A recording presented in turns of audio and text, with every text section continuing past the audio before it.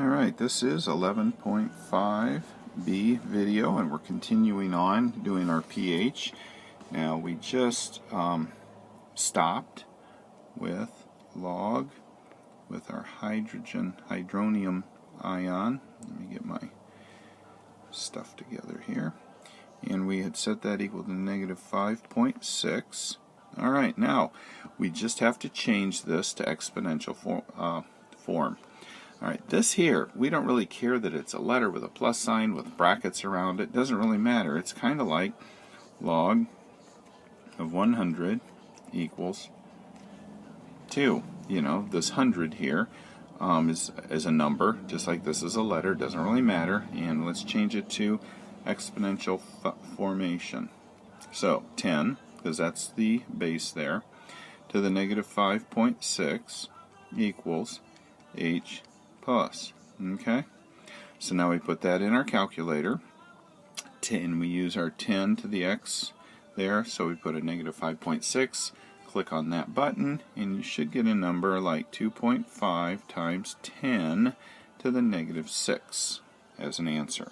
Okay, so let's go ahead and look at example 8. And example 8 says, alright, well, let's write our pH formula down. Equals negative log H positive. Okay, so we have two things we're looking for: the hydronium ion, or the hydrogen ion, and the pH. Those are the only two parts we're looking at here. Alright, so let's see what they give us in example 8. The concentration of the hydrogen ion. So they're giving us this.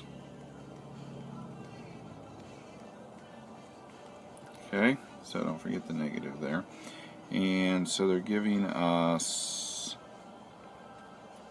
3.2 times 10 to the minus 5. Okay, and they're wanting to know in this one the pH. Alright, so let's go ahead and change this to exponential form. So let's see here. We don't have to do a whole lot here. All we have to do is take our calculator, type in the log of 3.2 times 10 to the negative 5, and then put a negative sign on it, and we should get a pH then of 4.5. Because when we take the log of this part, we get a negative 4.5, and then that negative gives me a positive. Okay, so as far as your calculator is concerned, each calculator is different, but so putting 3.2 times 10 to the negative 5 into a calculator sometimes can be tricky. So let's see if we can find a calculator that has the button on it. Okay, so there's my calculator, and let's see if I can show you what I'm talking about as far as how to write this on a calculator. Alright, so you push 3.2, which makes sense, and this right here means exponent. So you click on that, and when you click on that, this part right there pops up. And when that pops up, then you put in a negative 5. So what I'll do is I'll click on 5, and then I'll click on that there to show that I want my 5 negative. And I end up with that, 3.2 times 10 to the negative 5 power. Okay, and then you just hit your log button, and it will give you the answer that you're looking for. Okay, alright, so that is everything you need to know at this about common logarithms. Okay, which brings us to our next part of the lesson. And I remember I said there were two different kinds of logarithms that we're going to use. There's a common logarithm, and then there's the next one, which is called a natural logarithm. Okay? Alright, so a natural logarithm. We're just going to be able to convert a common logarithm and a natural logarithm back and forth. So let me write what a natural logarithm looks like. It's got a log, and instead of a 10 or a number down here, it's the letter E. And in natural logarithms, it's always the letter E. And it looks like that. Okay, so that is called a natural logarithm. If you want to write it in natural logarithm form, it's ln, which the n stands for natural, and that would be x. So this here we write instead of that. They both mean the exact same, and you can go back and forth, and you can be like, I don't get this, I want to write it like this. That is fine. They both mean the exact same thing.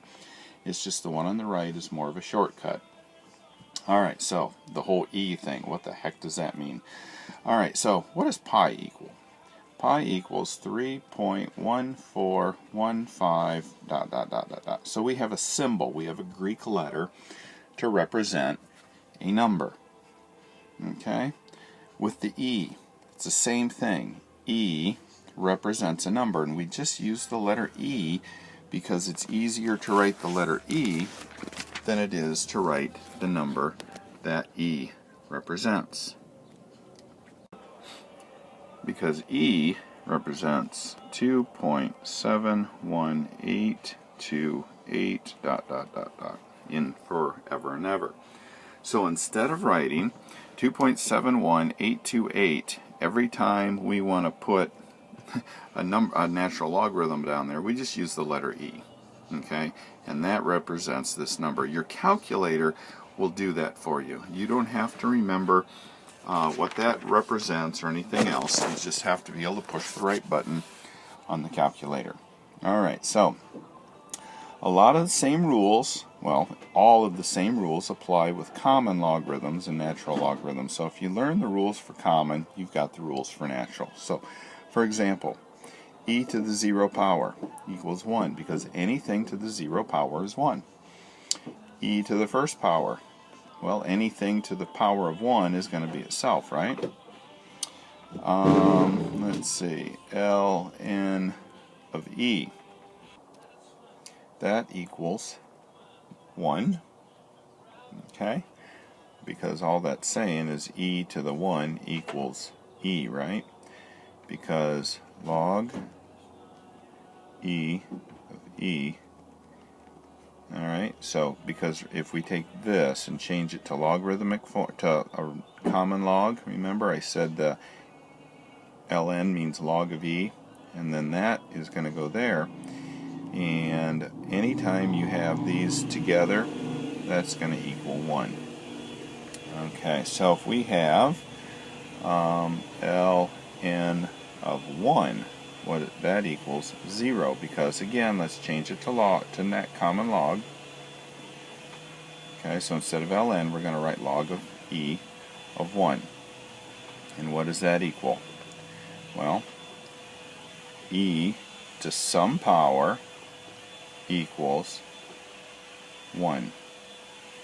Okay? So all I did was took the logarithm form and put it in exponential form.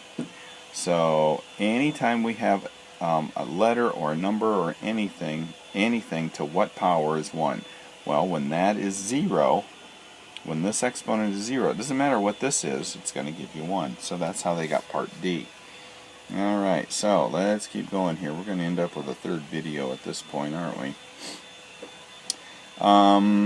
Let's go to E.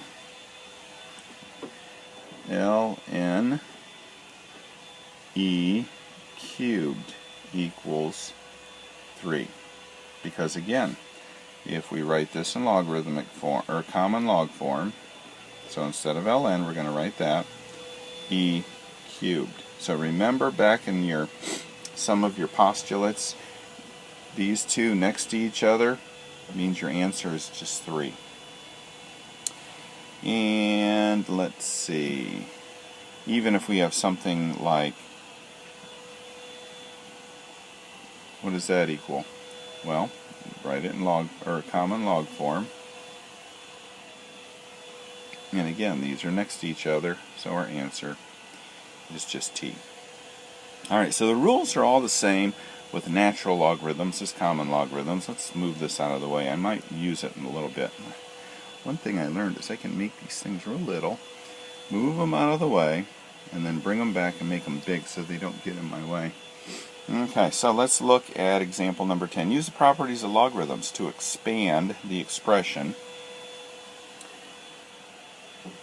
That doesn't look fun. A, E, 5, T. Alright, so we're going to use the same format to expand that we did in previous work with common logarithms. So, remember, when these are multiplied, we write them as being added, and because this is up there, eventually it will go in front. But we're going to do the multiplication first, and when you see what I'm doing, it'll make sense, hopefully.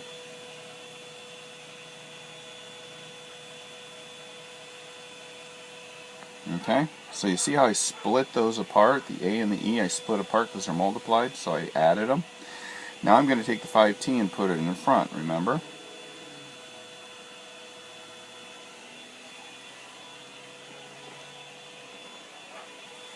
And there you go. Okay, now I can look here and be like, well, wait a minute, I said earlier that whenever you have an ln of e, that equals 1, right?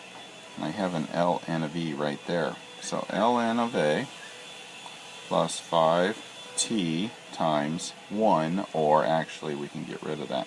So again, when you're writing these answers, you're just going to give me an answer like this, aren't you? Because you're not going to recognize, oh my word, there's an ln of e, and ln of e equals 1, because we learned that in example 9, letter C. ln of e equals 1. So write these things down, because it's going to be important for you to get an answer and then not be like, okay, cool, I'm done. Look at the answer and say, all right, is there anything else I can do to this answer to simplify it even more? Okay, that's a key thing in math, is being able to look at your final answer and decide if there's anything else you can do. Alright, let's do example 11 and we'll be done with this lesson.